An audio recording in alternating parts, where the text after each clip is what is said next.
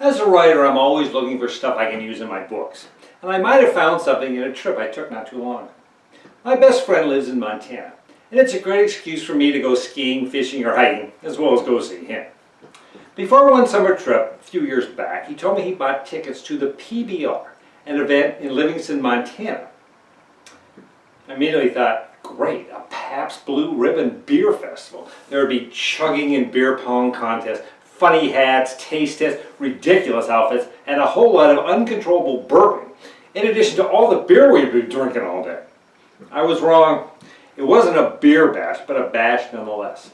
He got us tickets to the Livingston Classic, Professional Bull Riding Championship. Well, I thought, this should be different. I went a total neophyte. I had no clue what professional bull riding was all about, and I offer my apologies to any and all aficionados of bull riding for all I might get wrong in this piece. The PBR took place at the Livingston Fairgrounds, a circular stadium complete with a new modern jumbotron. There are two kinds of PBR tickets, general admission and preferred priority passes. My friend shelled out the big bucks for the latter, and am I glad he did. How else would we be able to meet and greet the bulls, get 2 tacos, rice and beans, a Pepsi, and see the actual Airstreams in the RVs the bull riders live in? We also got to sit in the shade while most of the spectators broiled in the big sky sunshine. The event started with a lot of country music and the bull riders walking out in their boots, chaps, and cowboy hats. With the exception of one guy, the riders aren't big or tall. I'd say they're about 5'8". But all had these huge barrel chests, which I found out later was more the Kevlar vest they were wearing instead of a lot of muscles underneath. Interestingly, 3 had Dakota as their first name, and 4 were from Australia. All hail from cities and towns I never heard of. One guy was from Roy, Montana. Another was from Sned, Arizona, and one was from Porham, wherever that is.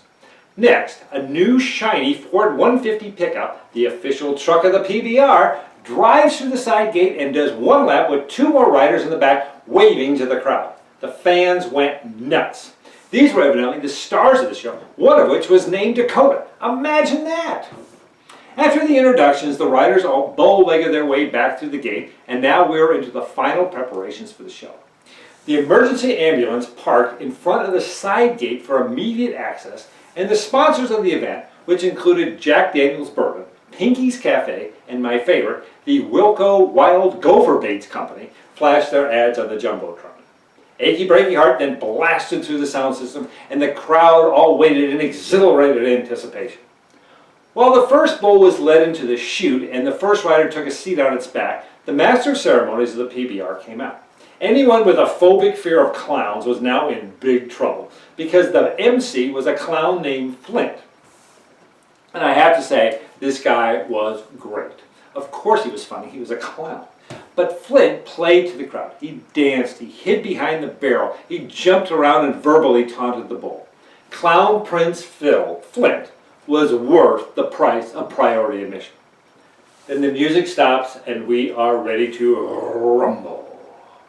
Okay, the competition is 3 rounds. The object is for the rider to stay on the bull for 8 seconds, which doesn't seem like a long time unless your butt is on the back of the bull, and then it could seem like an eternity. Each rider is scored by judges on a point system, and so is the bull. I was told at the end of the PBR season, there's not only a champion rider, but a #1 bull as well. Hey, chalk one up for the bovines. So, the first rider, one of the Dakotas, but not the star Dakota, straps one hand onto a rein rope, raises his other hand into the air, nods his head, a loud horn goes off, the gate swings open, and the bull goes bullshit. The bull is bucking like it's got a swarm of bees up his butt. The rider doesn't last more than 2 seconds when he's thrown from the animal like a trailer tossed in a tornado. Then 3 guys wearing 6 knee braces between them run out like deranged mental patients to shoo the bull away from the downed Dakota. As the bad knees boys are doing their best not to get trampled themselves, a guy on a horse comes galloping out of the side gate like the Lone Ranger coming to save the wagon train's womenfolk. He expertly dodges and weaves the bull until it runs through the gate and back into the pen from which it came. Wow, I am totally impressed. My favorite contestant out of the first batch is one tall rider whose name is Houston Twitchell. He looks about 6'4", skinny as a rail, wearing green chaps, a lime green shirt, and a big green cowboy hat. He reminds me of a stalk of celery. When it's Houston's turn to ride, as soon as the horn sounds and the gate opens, it's Houston, we've got a problem. The poor guy is literally catapulted into stratospheric orbit. And not only does Houston crash to the ground without a parachute, the bull hangs around to give him a few kicks for good measure. By the time the bad knees boys shoo the bull away, Houston lies on the ground like a mission that should have been aborted. Now, I'm not going to say the fans of the PBR are a bloodthirsty lot, but each time they replay Houston's re-entry into the atmosphere on the Jumbotron, their response gets louder and louder. But, to Houston's credit, he did get up and stagger out of the arena on his own power. And from that point on, Houston Twitchell was my PBR hero. In the first round, none of the 12 riders, including the 4 Dakotas and the 4 foreigners, stayed on the bull for 8 seconds. 6 of the riders wore helmets. The others probably forgot theirs due to memory loss from the number of concussions they've already suffered. 2 of the riders got stumped. 1 got kicked in his private. But the paramedics stayed seated on the roof of the ambulance, not moving. Instead, they just sat there, smoked cigarettes, and drank Red Bulls, which I thought was an ironic choice of beverage. Between the action, I sat wondering, what would it be like to be a professional bull rider? The good news is, you only have to work 24 seconds a day. But the bad news is, the less you work, the more difficult and painful your job is. Practicing may also be a problem, especially if you don't have a couple of those guys around to shoo the bull away after you get thrown off.